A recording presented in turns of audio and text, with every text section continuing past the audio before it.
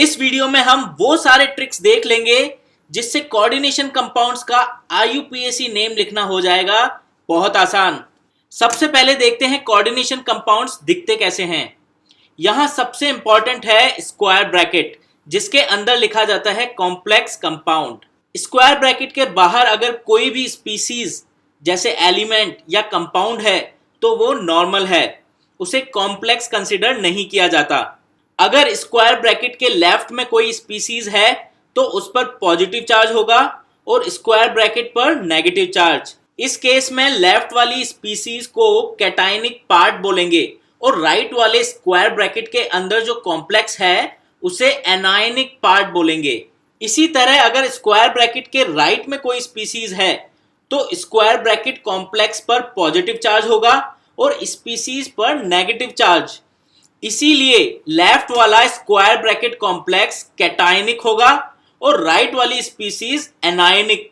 Cation या positive charge हमेशा left में आता है और एनायन या नेगेटिव चार्ज हमेशा राइट में लिखा जाता है। ये जानना हमारे लिए बहुत जरूरी था क्योंकि एनायन एंड कैटायन पार्ट की नेमिंग अलग अलग तरीकों से की जाती है। नेमिंग रूल्स जानने से पहले लिगेंड्स का नाम कैसे लिखा जाता है ये जान लेते हैं। याद रहे, same species as a ligand square complex के अंदर भी आ सकता है और as an ion square bracket के बाहर भी आ सकता है। अगर वो एज एन आयन आता है तो उसका यूजुअल नाम यूज किया जाता है जो हम लेफ्ट में लिस्ट डाउन करेंगे। अगर ये एज ए लिगेंड आता है तो नाम यूजुअल नाम नहीं होगा, अलग होगा जो हम राइट में लिखेंगे। सबसे पहले नेगेटिव चार्ज वाले लिगेंड्स या आयंस देखते हैं। F- को as a normal ion fluoride कहते हैं।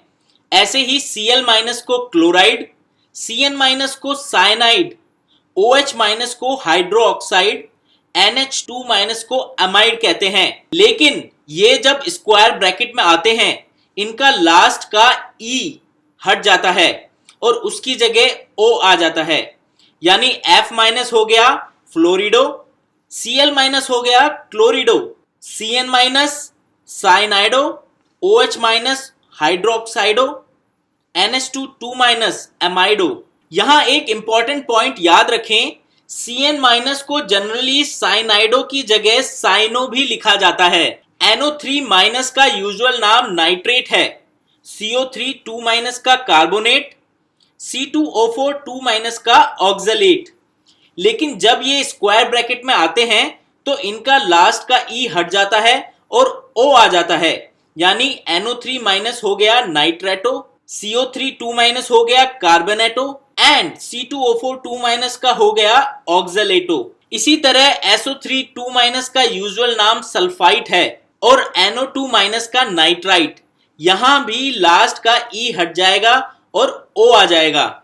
SO3 हो गया सल्फीटो एंड NO2- हो गया नाइट्रीटो। यहां भी एक इंपॉर्टेंट पॉइंट याद रखें कि NO2- को नाइट्रीटो की जगह जनरली नाइटो लिखा जाता है। न्यूट्रल स्पीसीज के केस में यूजुअल नेम और लिगेंड नेम सेम होता है और चार बहुत इंपॉर्टेंट नाम हैं। H2O के लिए एक्वा, NH3 के लिए एमाइन, CO के लिए कार्बोनिल एंड NO के लिए नाइट्रोसिल। यहां ध्यान रखें NH3 के लिए एमाइन यूज किया है जिसमें डबल M आया है। अब मेटल आयन की नेमिंग समझ लेते हैं।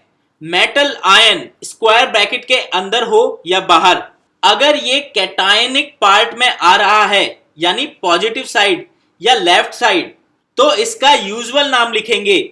लेकिन अगर ये एनायनिक पार्ट में आ रहा है यानी नेगेटिव साइड या राइट साइड तो इसका नाम चेंज हो जाएगा। इसके नाम के आगे ATE 8 लग जाएगा। अगर IUM या UM या ENUM है लास्ट में तो ये हट जाएंगे। जैसे Al का यूजुअल नाम है एल्यूमिनियम, एनायनिक पार्ट में ये होगा एल्यूमिनेट। यहां इसके नाम के आगे ATE हमने लगा दिया है और IUM हमने हटा दिया है। PT का यूजुअल नाम है प्लेटिनम जो एनायनिक पार्ट में हो जाएगा प्लैटिनेट। इसी तरह क्रोमियम हो जाएगा क्रोमेट, जिंक हो जाएगा जिंकेट, निकेल हो जाएगा निकलेट, कोबाल्ट हो जाएगा कोबाल्टेट, आयरन हो जाएगा फेरेट, मैंगनीज हो जाएगा मैंगनेट। जो metal ion square bracket complex में हैं, उनके नाम के आगे राउंड ब्रैकेट में उनका ऑक्सीडेशन नंबर भी लिखते हैं रोमन न्यूमरल्स में। फॉर एग्जाम्पल Fe2+ के लिए फेरेट सेकंड लिखेंगे। अगर आपको ऑक्सीडेशन नंबर निकालने में दिक्कत आती है तो टॉप राइट में वीडियो लिंक दिया है। इस वीडियो में मैंने ऑक्सीडेशन नंबर कैलकुलेट करने की ट्रिक्स डिस्कस करी हैं, आप इसे जरूर देखें। अब देखते हैं नेमिंग के रूल्स। दो एग्जाम्पल साथ में लेकर नेमिंग रूल्स समझते हैं। एक एग्जाम्पल में square bracket complex anionic part है और दूसरे में square bracket complex cationic part है। सबसे पहला रूल है, कैटायनिक पार्ट का नाम पहले लिखा जाता है, उसके बाद एनायनिक पार्ट का नाम लिखते हैं।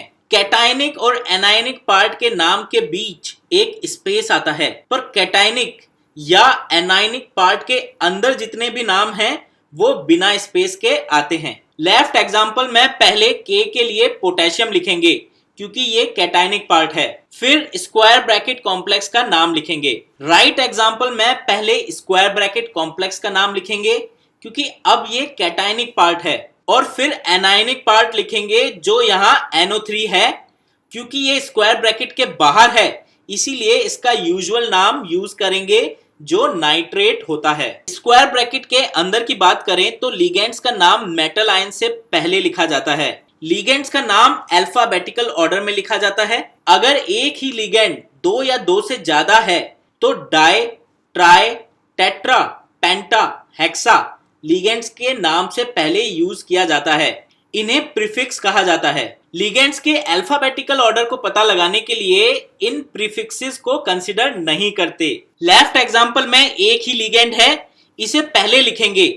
Cn- का लिगेंड नेम साइनिडो होता है और यहाँ 6 Cn- है, तो पोटेशियम के बाद सबसे पहले लिखेंगे हेक्सासाइनिडो।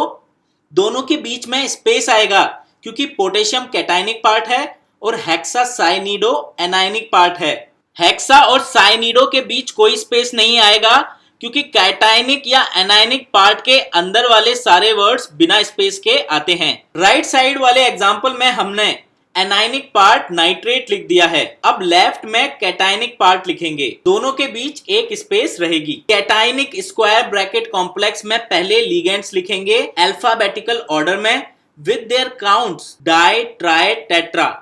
NH3 न्यूट्रल लिगेंड है, इसका नाम होता है एमाइन। SO4 नेगेटिव लिगेंड है, इसका नाम हो जाएगा सल्फेटो।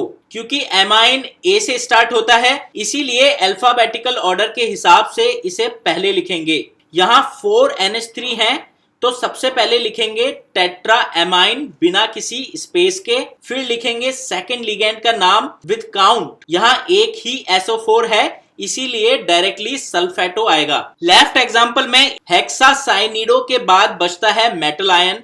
क्योंकि ये मेटल आयन एनायनिक पार्ट में आया है इसीलिए इसके नाम के एंड में ATE आएगा।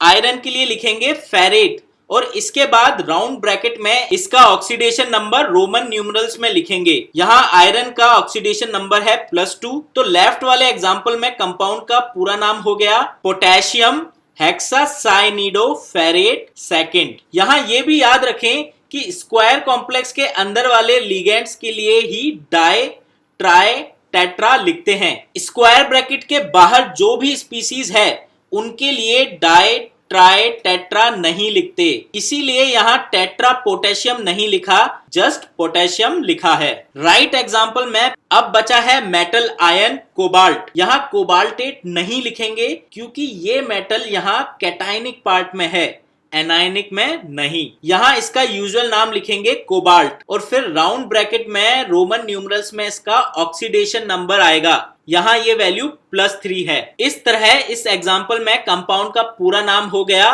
Tetra amine सल्फेटो cobalt third nitrate. कई बार लिगेंड के नाम में ही डाई, ट्राई रहता है। यहाँ वैसे एक ही लिगेंड हमेशा एग्जाम में पूछा जाता है और वो है EN, जिसे इथाइलिन डायएमाइन या इथेन -1,2 डायएमाइन भी लिखते हैं। दोनों में से कोई सा भी यूज कर सकते हैं। अगर ये लिगेंड 2 या 2 से ज्यादा है तो फिर डाई ट्राई प्रीफिक्स वापस यूज नहीं करते।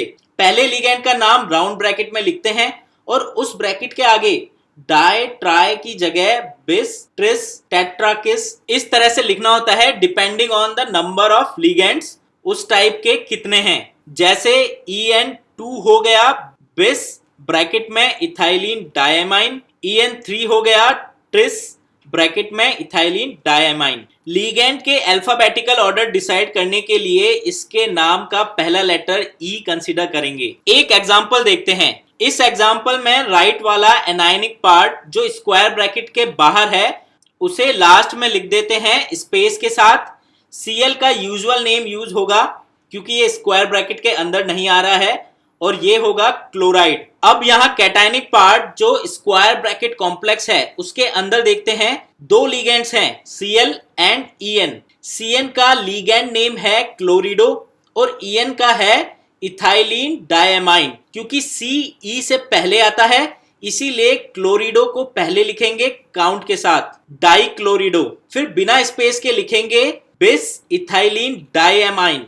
तो पूरा नाम हो गया डाई क्लोरिडो बिस ethylene diamine cobalt third chloride. यहां ध्यान रहे कोबाल्टेट नहीं लिखेंगे क्योंकि कोबाल्ट आयन कैटायनिक पार्ट में है। ऐसा भी हो सकता है स्क्वायर ब्रैकेट कॉम्प्लेक्स के लेफ्ट या राइट कोई भी स्पीसीज नहीं दे रखी है, उस केस में स्क्वायर ब्रैकेट पर या तो पॉजिटिव चार्ज होगा या जीरो चार्ज होगा या नेगेटिव चार्ज होगा। तीनों केसेस के एक एक एग्जांपल देखते हैं। यहाँ पॉजिटिव एंड नेगेटिव चार्ज वाले केसेस में लास्ट में आयन यूज करेंगे, जीरो चार्ज वाले केस में कुछ भी यूज नहीं करेंगे। पॉजिटिव एंड जीरो चार्ज वाले को कैटायनिक पार्ट मानेंगे, नेगेटिव चार्ज वाले को एनायनिक पार्ट मानेंगे। और अब तक जो रूल्स हमने फॉलो किए हैं उन्हें फॉलो करके अकॉर्डिंगली नाम लिखेंगे। पहले केस में नाम होगा डाइक्लोरिडो बिस ethylene diamine cobalt third ion. Second case में नाम होगा diamine डाइक्लोरिडो platinum second. And third case में नाम होगा ट्राई ऑक्सलेटो क्रोमेट थर्ड आयन। एक लास्ट केस देखते हैं जिसमें दो स्क्वायर ब्रैकेट एक साथ दिए होते हैं। इसमें अगेन लेफ्ट साइड वाला कैटायनिक पार्ट है और राइट साइड वाला एनायनिक पार्ट है। दोनों पार्ट का नाम नॉर्मली रूल्स फॉलो करके स्पेस के साथ लिखेंगे। पहले कैटायनिक पार्ट का नाम लिखेंगे जो होगा हेक्साएमीन क्रोमियम थर्ड और फिर एनायनिक पार्ट का नाम लिखेंगे जो होगा हेक्सासाइनो कोबाल्टेट थर्ड। इस तरह आज इस वीडियो में हमने कोऑर्डिनेशन कंपाउंड